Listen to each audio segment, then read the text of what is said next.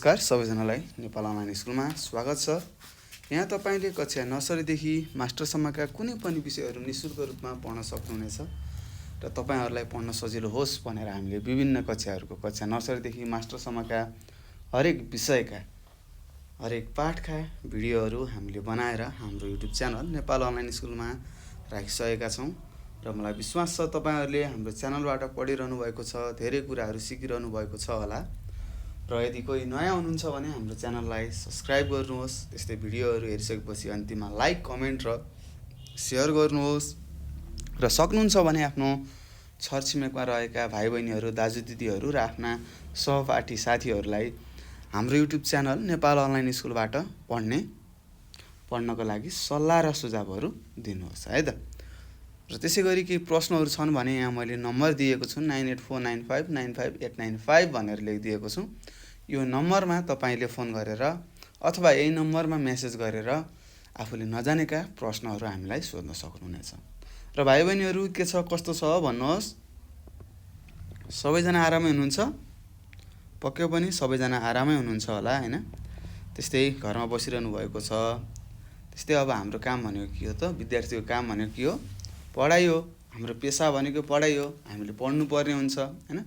घरमा बसेको छु किन पढ्ने हो र स्कुलै खुलेको छैन भन्ने जस्तो मनस्थितिहरू नलिनु होला। हामीले पढ्नु पर्ने हुन्छ र तपाईहरुलाई पढ्न सजिलो होस् भनेर हामीले विभिन्न विषयहरूका भिडियोहरू हालिसकेका छौं। र भाइबहिनीहरू त्यस्तै आज हामी यो कक्षा 5 मा रहेको मेरो सामाजिक अध्ययन तथा सृजनात्मक कला भन्ने विषय छ। त्यसको हामीले दोस्रो खण्डमा रहेको सृजनात्मक कला पढिरहेका छौं हैन। र सृजनात्मक कलामा दुईवटा एकाइ छन् र पहिलो एकाइ दृश्य कला हामीले पढिरहेका छौं र आज हामी पाठ 9 पढ्दै छौं है। ल हेर्नुस् त पाठ 9 मा के लेखेको छ भन्नुस्। सबैजनाले पढ्नुस् त के लेखेको रहेछ। हो यहाँ लेखेको छ विभिन्न किसिमबाट छपाई गरौँ भनेको छ। त्यस्तै हामीले अगाडिको पाठहरुमा चित्रहरू बनाउन सिक्यौं, रङहरू बनाउन सिक्यौं हैन। त्यस्तै ती रङहरूले के गर्ने रहेछ त? हामीलाई मनमा लागेका कुराहरू हुन सक्छ हैन। आफूलाई लागेका कुराहरूको अभिव्यक्त गर्ने रहेछ हैन। एउटा माध्यम रहेछ। त्यस्तै यो भन्दा अगाडि पाठमा हामीले पाठ 8 मा भित्ति चित्रको बारेमा पढेका थियौं। भित्तामा बनाइने चित्रहरूलाई भित्ति चित्र बन्ने रहेछ भनेर थाहा पायौं।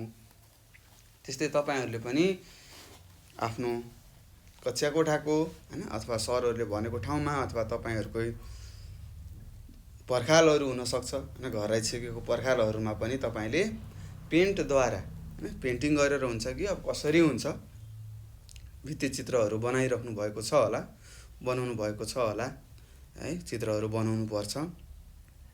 यसले हामीलाई के गर्छ? विकास गर्छ है त। हाम्रो दिमागको विकास गर्ने काम गर्छ। त्यस्तै सोच्ने शैली भयो हैन। त्यस्तै सम्झने भयो। त्यस्तै तपाईले थिंकिङ पावर बढाउँछ भनेर सुन्नु भएको होला। हो यस्तो कुराहरुमा यसले अब्बल गराउँछ, वृद्धि गराउँछ है त। मानसिक यो हाम्रो दिमागलाई वृद्धि गर्ने काम गर्छ यस्ता क्रियाकलापहरुले। त्यस्तै अब हामी आज पाठ 9 सुरु गरौँ हैन। यी कुराहरु हामीले अगाडिदेखि पढ्दै आएको कसरी छाप्ने अनि कसरी छाप्न सकिन्छ, के माध्यमबाट छाप्न सक्छौं भन्ने कुराहरु तपाईलाई थाहा छ हैन। पेपरहरु काटेर पनि हामीले आफै चित्रहरू बनाएर पनि छाप्न सक्छौं हैन। त्यस्तै अब हामीले खाने फलफुलहरू भए आलुहरुमा पनि बुट्टाहरू बनाएर छाप्न सक्छौं। त्यस्तै नरम तपाईको गाताहरू होला हैन अथवा गत्ताहरू होला, चाउचाउको गत्ताहरू छन् तिनीहरूलाई पनि काटेर रङमा डुबाएर हैन छाप्न सक्छौं। त्यस्तै फूलहरूको थुङ्गाहरू भए फूलहरूलाई पनि रङमा डुबाउने अनि कापीको पानामा लगाएर च्वास्स छोइदिने हैन छापिन सक्छ।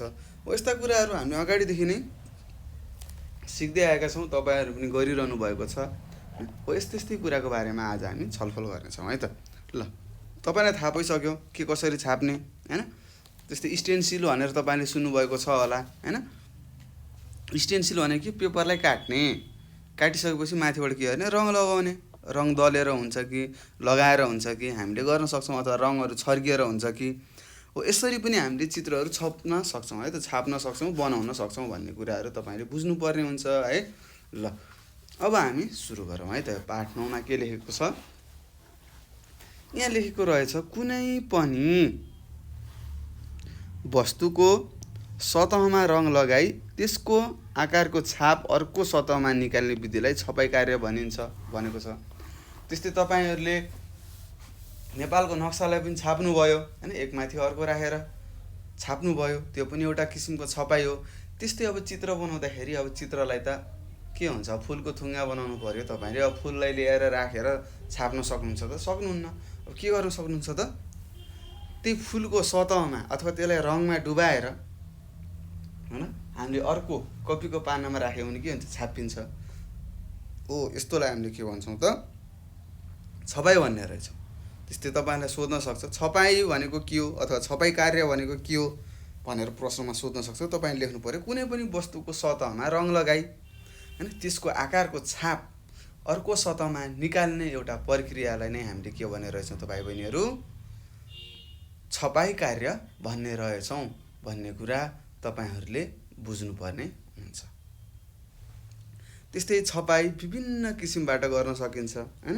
त्यस्तै थिचेर भयो हैन, वस्तुको आकृति निकाल्ने हैन। त्यस्तै तपाईहरुले पनि आफ्नो हातमा के नामसाम लेख्नुहुन्छ होला, आफ्नो नाम लेख्नुहुन्छ गाढा रङले पुरै डट पेनले हैन, अनि माथि लगेर एउटा कापीको पानामा यसरी हान्नुहुन्छ, ढ्याप पार्नुहुन्छ, अनि यहाँ हातमा लेखेको नाम के हुन्छ त्यो पानामा छापिन्छ। हेरे मैले नाम छापे भन्नुहुन्छ नि, यसरी पनि हामीले छाप्न सक्छौं।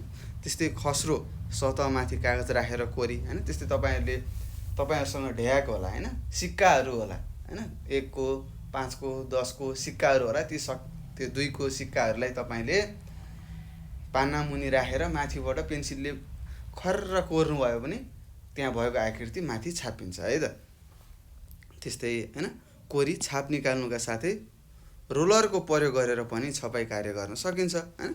अब तपाईले बजारहरुमा देख्नु भएको छ रोलरहरुमा के हुन्छ, विभिन्न किसिमका बुट्टाहरु हुन्छ हैन, त्यसलाई रङमा डुबाउने, अनि त्यो रोलरले सरर रोल गर्नु भयो भने के हुन्छ, तपाईको भित्तामा चित्रहरु बन्दै जान्छ है त। त्यहाँ रोलरमा भएका चित्रहरु बन्दै जान्छ भन्ने कुरा थाहा पाउनु पर्यो। त्यस्तै यसको प्रयोगबाट आकर्षक छापहरु निकाल्न सकिन्छ। यस्तो छपाईबाट हामीले के गर्न रहेछौं त, आकर्षक हामीले छापहरु निकाल्न सक्ने रहेछौं भन्ने कुरा तपाईहरुले बुझ्नु पर्ने हुन्छ। त्यस्तै यहाँ छ आलु वा मुलामा बुट्टा कोरी छाप निकालौं भन्ने कुरा हैन। मैले अघि पनि भनेको थिएँ हैन, हामीले खाने खानाहरु भयो हैन, ती खानाहरुमा हैन आलु मुलाहरुमा के गरेर त विभिन्न किसिमका बुट्टाहरु बनाएर हैन रङमा डुबाएर छाप्न सक्छौं है त। अब यही कुराहरु यहाँ लेखेको छ, हेरौं के लेखेको रहेछ, पढौं है त। त्यस्तै यहाँ तपाईले लेखेको छ सबैभन्दा पहिला आलु पिँडालु वा मुलालाई काटौं। पहिला त काट्नु पर्यो हैन, अब त्यसमाथि बुट्टा गरौं। अब हामीले कस्तो चित्र गराउने हो हैन, कस्तो कस्तो बुट्टाहरु बनाउने हो, ती बुट्टाहरु हामीले बनाउनु पर्ने हुन्छ। त्यस्तै बुट्टा कोरिसकेपछि बुट्टाको बाहिरको भाग पातलो सतह बिस्तारै चक्कुले काटेर निकालौं हैन। अब बुट्टा तयार भयो। हेर्नुस् अब हामीले के गर्छौं त, आलुहरु मुलाहरुलाई लिन्छौं र हामीले चाहिएको जस्तो बुट्टाहरु बनाउने, काटेर र त्यो बुट्टालाई निकाल्ने हैन, चट्ट तलबाट काट्ने, निकाल्ने, त्यसलाई रङमा डोब्ने हैन। बुट्टा तयार भइसकेपछि त के गर्ने, अब बुट्टामाथि के गर्ने, रङहरु लगाउन सक्छौं हैन, पोतौं, रङहरु लगाउन सक्छौं। पोतौं भनेको पोत्ने, रङहरु लगाउने भनेको, अथवा त्यो बुट्टालाई हामीले रङमा पनि डुबाउन सक्छौं है। र कागजको सतहमाथि राखेर थिचेर छाप निकालौं। कति राम्रो छाप बन्यो, आहा हेर्नुस् त, तपाईले पनि गर्नु होला, धेरै राम्रो छाप निक्लिन्छ है। त्यस्तै यस्तो छाप एक पटक तयार गरिसकेपछि धेरै पटक प्रयोग गर्न सकिन्छ हैन। एकचोटी तपाईले यस्ता छापहरु बुट्टाहरु बनाउनु भयो भने के हुन्छ, तपाईलाई चाहिएको बेलामा त्यो बुट्टा फेरि पूर्ण तरिकाले निकालेर झिकेर फेरि धेरै चित्रहरुमा तपाईले छाप्न सक्नुहुन्छ अथवा सकिन्छ भनेर यहाँ भनेको छ। त्यसैले एउटा छापबाट विभिन्न प्रकारका बुट्टाहरु निकाल्न सकिन्छ भनेको छ। त्यस्तै यहाँ तपाईहरुले छापेर यहाँ गराएको छ, पुतलीको छ, हेर्नुस् आकृति कोरी छपाई गरिएको भनेको के हो, ठूलो गत्तामा हैन तपाईले पुतलीको चित्र अनुसार काट्नु भयो र रंगी बिरंगी रङहरु त्यो बुट्टामा लगाउनु भयो अथवा तपाईले काटेकोमा लगाउनु भयो, काटेको पुतलीमा लगाएर छाप्नु भयो भने रंगी बिरंगीको पुतली बन्न सक्छ। त्यस्तै यहाँ माछाहरुको बनाएको छ हैन। त्यस्तै यहाँ हेर्नुस् मुलाहरु पिँडालुहरु काटेर विभिन्न बुट्टाहरु बनाएको छ हैन। हो यसरी पनि हामीले के गर्न सक्छौँ त भाइ बहिनीहरू विभिन्न आकृतिहरू हैन यस्ता छपाई कार्यहरू हामीले गर्न सक्छौँ भन्ने कुरा तपाईहरुले बुझ्नुपर्ने हुन्छ। ल यसरी हामीले यो विभिन्न किसिमबाट छपाई गरौँ भनेको थियो हामीले थाहा भयो हैन। आलु पिँडालुहरू खाने यस्ता फलफुलहरूबाट भयो, त्यस्तै तरकारी खाने तरकारीहरूमा हामीले बुट्टाहरू बनाएर हैन आफूले चाहेको जस्तो बुट्टाहरू बनाएर छाप्न सक्ने रहेछौँ भन्ने कुराहरू थाहा पायौँ। त्यस्तै पेपरहरू काटेर भयो हैन हामीले धेरै प्रकारका चित्रहरू बनाउन सक्ने रहेछौँ भन्ने कुराहरू तपाईले बुझिसक्नु भएको छ होला। यसरी पाठ 9 सकिसकेको छ र यहाँ केही अभ्यासहरू दिएको छ। हेर्नुस् अभ्यासमा के लेखेको रहेछ यसो हेरौँ है त। यहाँ लेखेको छ आलु पिँडालु मुला लौका फर्सी आदिमा किताबमा दिएको भन्दा फरक बुट्टा कोरेर छाप हैन अथवा छाप तयार गर हैन किनारा बुट्टा बनाऊ भनेको छ। अब तपाईहरुले विभिन्न किसिमका बुट्टाहरू बनाउन सक्नुहुन्छ। जस्तै अब तारा बनाउन सक्नुहुन्छ हैन, त्यसलाई काटेर 5 वटा हुन्छन् ताराहरूको। अलिकति मिलेन, म फेरि बनाउँछु हेर्नुस्। 1 2 3 4 5 ल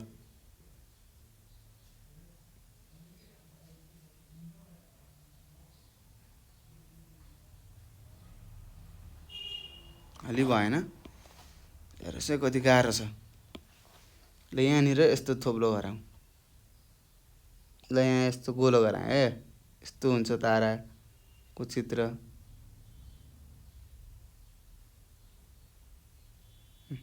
ताराहरू बनाउन सक्नुभयो। त्यस्तै वर्ग बनाउन सक्नुहुन्छ। वर्गको भित्र बुट्टाहरू राख्न सक्नुहुन्छ गोलो गोलो हैन, ठ्याक्क छाप्नलाई सजिलो हुन्छ भनेर हैन। यस्ता कुराहरू यस्ता बुट्टाहरू तपाईले बनाएर गराउन सक्नुहुन्छ।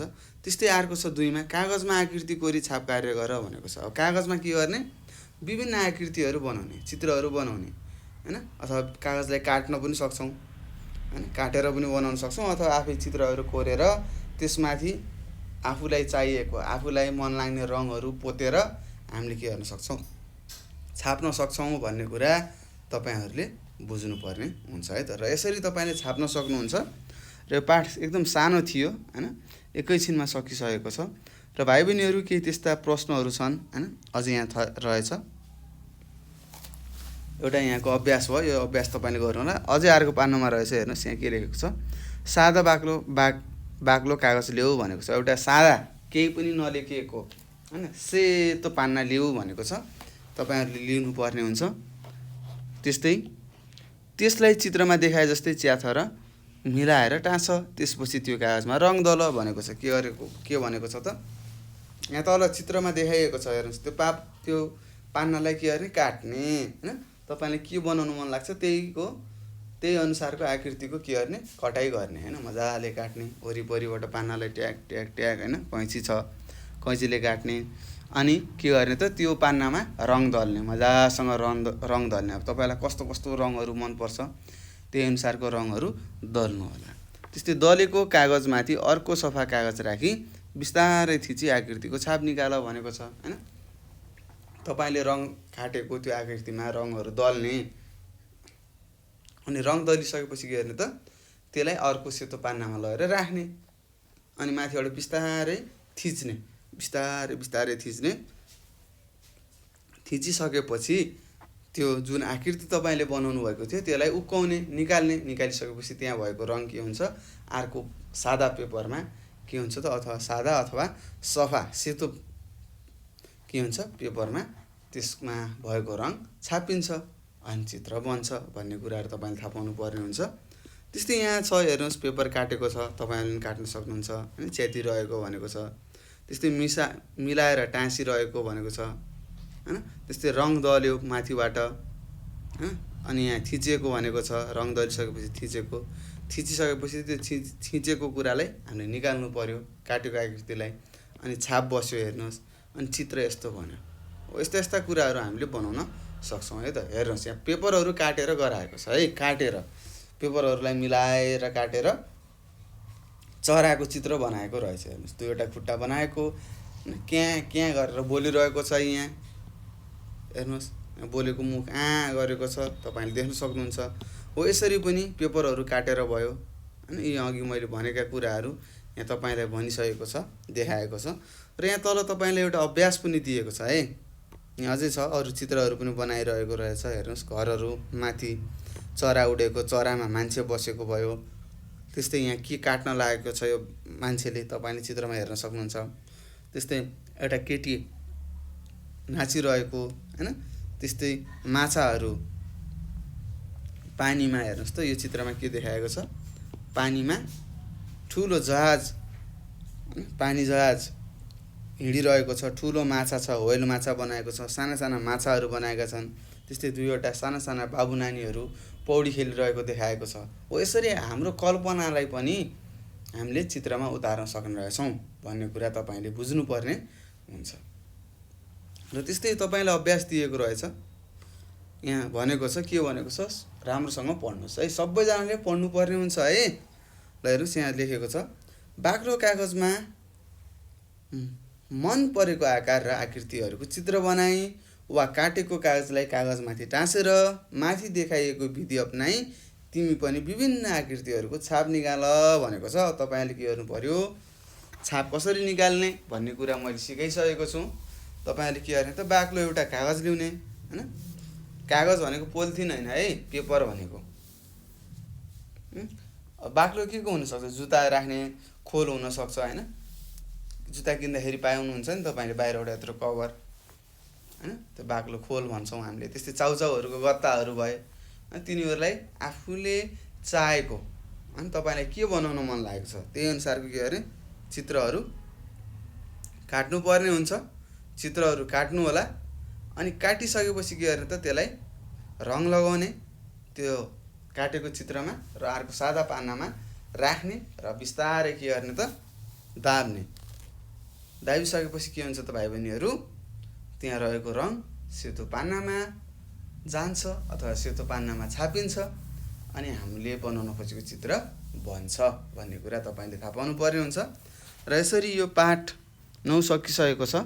र केही त्यस्ता प्रश्नहरू छन्, केही कुराहरू तपाईले बुझ्नु भएको छैन भने तपाईले हामीलाई यो नम्बर 98 4 95 95 8 95 मा सम्पर्क गरेर हैन, फोन गरेर आफूले नजानेका कुराहरू हामीलाई सोध्न सक्नुहुनेछ। अथवा यही नम्बरको व्हाट्सएपमा भयो हैन, त्यस्तै टेलिग्राम भयो र त्यसै गरी भाइबरमा पनि तपाईले के गर्न सक्नुहुन्छ त भाइ बहिनीहरू, मेसेज गरेर हामीलाई नजानेका प्रश्नहरू सोध्न सक्नुहुनेछ हैन। अभ्यासहरू गर्नु होला, चित्रहरू कोर्ने, अरु विषयहरू पनि पढ्ने र नजानेका कुराहरू सोध्नुहोस् भन्दै म तपाईहरु सामूबाट बिदा हुन चाहन्छु। हस्त नमस्कार। तपाईको दिन शुभ रहोस्।